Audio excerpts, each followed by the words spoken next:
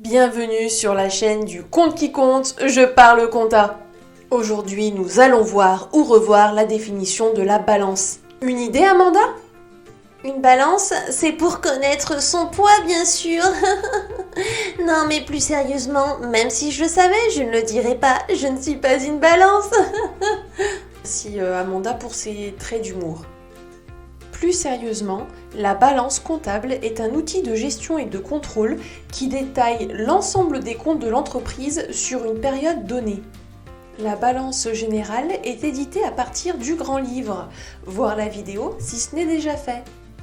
Elle présente tous les comptes de l'entreprise dans l'ordre du plan comptable et détaille pour chaque compte les totaux des mouvements débit-crédit ainsi que les soldes de chacun des comptes.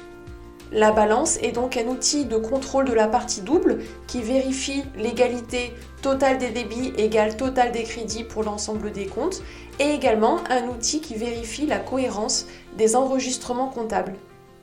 Cependant, la balance n'est qu'un outil de contrôle parmi tant d'autres. Ce n'est pas parce que l'équilibre de la partie double est respecté qu'il ne se glisse pas des erreurs par exemple d'imputation dans les écritures comptables.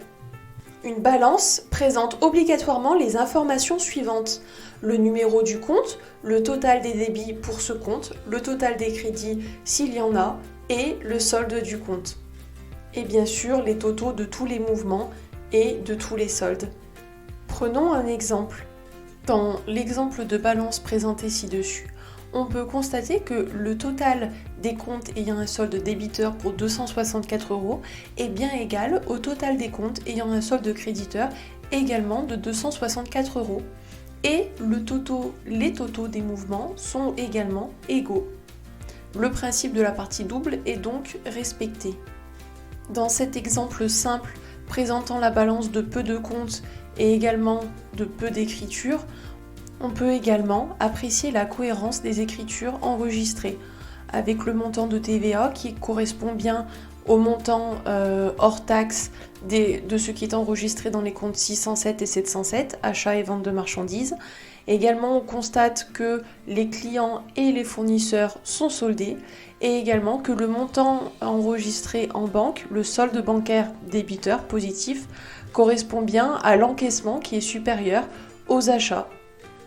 La balance permet donc d'avoir une vue globale et une appréciation globale des soldes des comptes.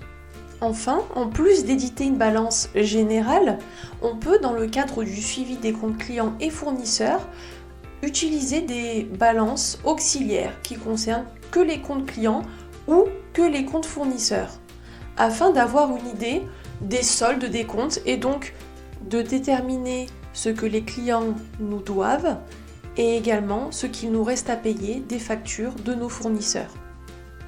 Et si l'on rajoute en plus un élément de temporalité, on obtient ce qu'on appelle une balance AG qui nous permet de décrypter le solde d'un compte fournisseur ou client en fonction des différentes échéances. Dans l'exemple présenté ci-dessus, on constate qu'il y a 3 cas de figure dans le cadre de notre balance client. On constate tout d'abord que le client A nous doit 100 €, mais c'est normal car la facture date de moins d'un mois et entre professionnels, ces délais sont tout à fait classiques. En revanche, le client B nous doit 200 €, mais la facture date de plus de 3 mois, il faudra donc le relancer. Enfin, le client C a un solde de compte nul, cela signifie qu'il a tout payé. Voilà, tu sais l'essentiel sur la balance comptable. Si pour toi la compta c'est du chinois, abonne-toi à ma chaîne.